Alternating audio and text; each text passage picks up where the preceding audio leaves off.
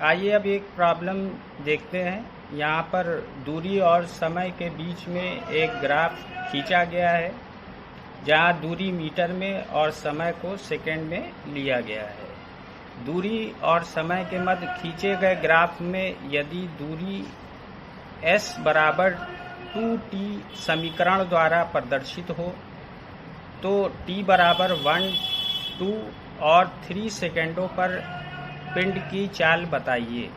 ठीक है, यानी दूरी समय के मध्य खींचे गए ग्राफ में दूरी को समीकरण s बराबर 2t द्वारा प्रदर्शित किया जा रहा है। तो हमें t बराबर 1, 2 और 3 सेकेंड्स पर पिंड की चाल या स्पीड निकालनी है। ठीक है, तो यदि अगर t बराबर 1 सेकेंड पर चाल निकालें तो t बराबर 1 सेकेंड पर दूरी तय की गई दूरी का मान कितना है? 2 मीटर। ठीक है, तो t बराबर 1 सेकेंड में दूरी 2 मीटर है, तो चाल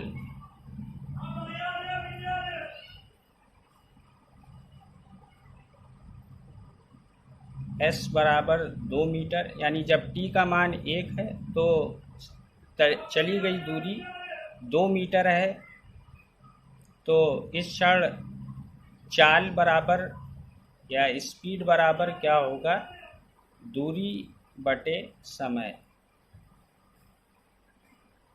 तो दूरी हमारी 2 मीटर है और समय 1 सेकेंड। तो इस तरह से चाल बनकर आती है, निकल कर आती है 2 मीटर पर सेकेंड। इसी तरह t बराबर 2 सेकेंड पर देखें तो दूरी 4 मीटर है। तो यहाँ पर भी अगर हम Q पॉइंट पर या t बराबर 2 सेकेंड पर चाल का मान निकालें तो दूरी बटे समय से चाल क्या निकलेगी? तो इस प्रकार t बराबर 2 सेकेंड पर भी स्पीड का मान कितना निकलता है? 2 मीटर पर सेकेंड। और t बराबर 3 सेकेंड पर भी दूरी कितनी है? 6 मीटर। तो यहाँ से 6/2, 6/3 यानी 3 सेकेंड पर भी चाल का मान कितना होगा? 2 मीटर पर सेकेंड। इस तरह से t बराबर 1, 2 और 3 सेकेंड्स में जो चाल का मान है वो 2 मीटर पर सेकेंड निकल कर आता है। ठीक है, यदि हम यही कार्य अवकलन या डिफरेंशिएशन से करें तो हमारे लिए दूरी s बराबर दिया गया है 2t, यानी दूरी s को t के फलन के रूप में दिया गया है। यानी s यानी जो डिस्टेंस है वो t यानी समय का फलन है, जिसमें t क्या है? ये इंडिपेंडेंट वेरिएबल है और s t पर क्या है? डिपेंडेंट है। तो अगर हम इससे चाल निकालना चाहते हैं तो हम dt के सापेक्ष दोनों साइड का अवकलन करेंगे।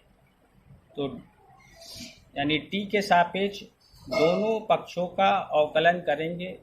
तो इधर d/dt ऑफ s और इधर क्या होगा? 2 कांस्टेंट है तो इसको छोड़ देंगे, तो d/dt ऑफ t। तो ds अपॉन dt यानी समय में दूरी में परिवर्तन के साथ समय में परिवर्तन के साथ दूरी में होने वाला परिवर्तन, यही हमारा क्या कहलाता है? स्पीड या चाल। अगर इस यहाँ पे चाल को v से दिखाएं तो 2d/dt यानी t के सापेक्ष t की पावर 1 का डिफरेंशिएशन क्या होगा? 1। ठीक है, जिस तरह से x के सापेक्ष x का डिफरेंशिएशन क्या होता है? 1। कैसे होगा? जैसे x की पावर 1, तो x की पावर n के फार्मूले से यहाँ पर क्या होगा? 1, x की पावर 1 - 1 यानी 1 x की पावर 1 माइनस 1 यानी x की पावर 0, और x की पावर 0 का मान क्या निकलता है 1। तो इस तरह से किसी भी वेरिएबल का उसी वेरिएबल के सापेक्ष डिफरेंशिएशन क्या आता है 1 आता है। तो इसीलिए D by D T of T का क्या होगा 1। तो यहाँ से स्पीड क्या निकलती है वो 2 मीटर पर सेकेंड। अब यहाँ से टी का मान यानी कुछ भी हो, चाहे आप 1 रखें या 2 रखें या 3 रखें, ठीक है, स्पीड हमेशा क्या होगी पिंड की वो 2 मीटर पर सेकेंड ही होगी। ठीक है, तो इस तरह से हमने ग्राफ के माध्यम से और अवकलन के माध्यम से दोनों ही तरीके से हमने स्पीड निकाल कर देखी।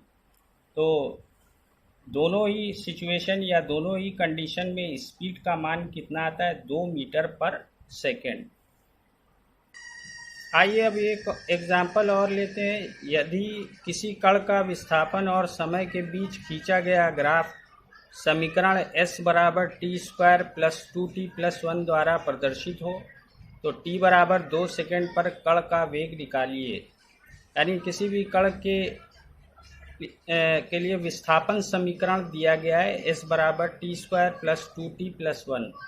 ठीक है, तो हमें t बराबर 2 सेकेंड पर कण का वेग निकालना है। यहाँ पर हम देख रहे हैं कि जो विस्थापन s है वो समय t का फलन है। तो s बराबर T square plus 2t plus 1। अब हम दोनों साइड का t के सापेक्ष अवकलन करेंगे। तो D by D T of s और डी बाई डी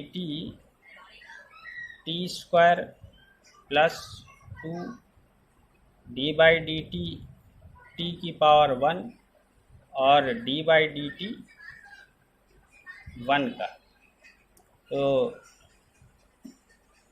यहाँ पे D by D T of s यानी विस्थापन में परिवर्तन की दर, ठीक है, तो यही क्या कहलाएगा वेलोसिटी या v।